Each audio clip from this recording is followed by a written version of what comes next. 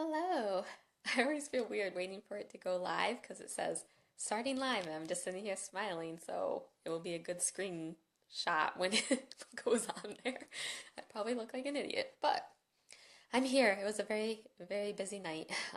Grocery shopping, homework, dinner, and got the kid a bath all before 7 and got here to do this.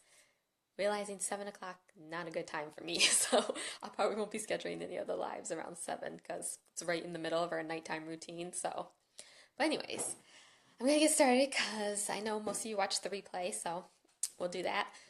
We are on pages 5 and 6 of the book, as you remember, even though it's right here. Still no printer. We actually went to the store to get a printer cord and forgot to get the printer cord. Got other things, but no printer cord. So, tonight we're going to talk about admitting you need help.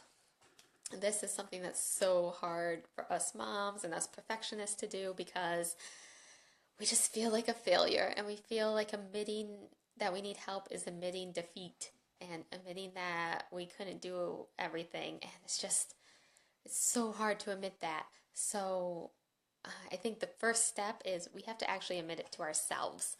We have to admit to ourselves, I need help.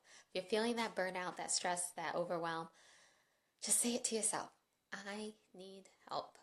Just keep saying it to yourself until it feels, I don't know, right, or I don't know what the word is. I don't know if it ever feels right, but keep saying it to yourself.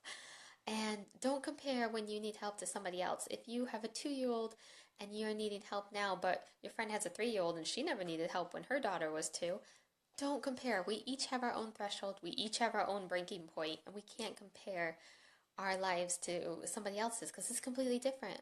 No two lives are exactly the same. So what you're going through is completely different than what she's going through.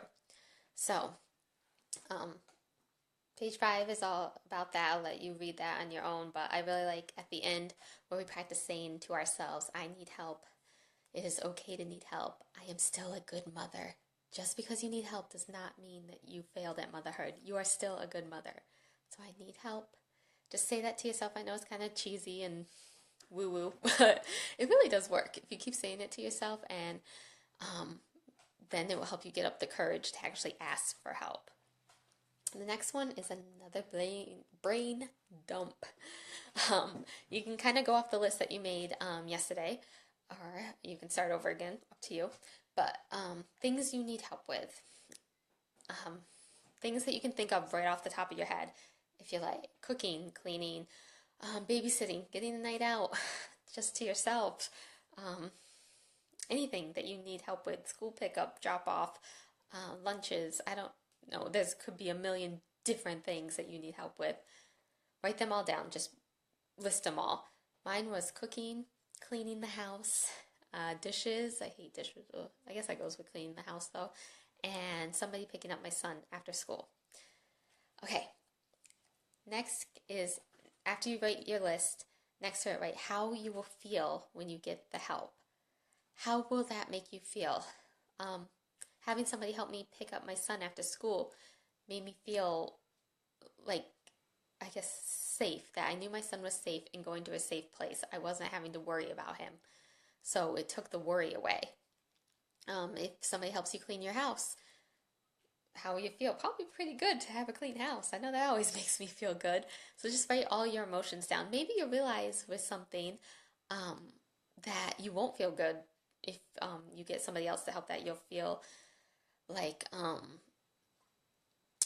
don't know. I don't really have an example of that. I'm trying to think. But I know there's some instances where you're just like, that would make me worry more because I'd be worrying about how they're doing it, which is another part of what we talked about before about letting some things go. But if it's really, really going to bother you, really, really going to stress you out, then maybe not having somebody do that. Stress is not something we're aiming for here. So if it's going to cause stress, then maybe that's something we don't need help with. And then the last one next to it, which is one of my favorite things to think about, is what will you have time to do? If somebody else is cleaning your house, you'll have time to spend with your kids. That's awesome. I mean, in the instance of somebody else picking up my son, I have time to be at work, which I need to have money to live and to support my kids. So what are you going to do with that time that somebody's giving you and helping you out with? I mean, there's a ton of things you could do. If you get a babysitter, you could take a bath, you could take a nap, you could go on a date with your husband. Oh my gosh, all of those things sound great. And you could do nothing, you could read a book. So, what will you have time to do? So, make your list, brain dump it, write down everything. Let me know some of your things. Comment below or send me an email, Jillian@doingawaywithperfect.com. I would love to hear some of them. And I hope that this is helping, this workbook is helping. Please let me know any suggestions, comments. I know I kind of go fast through here because I get so nervous on lives. So let me know. Um, yeah, any comments or anything you have, anything I missed because I'm rambling and nervous. And comment below. And I will see you tomorrow at 8 p.m. Eastern Time.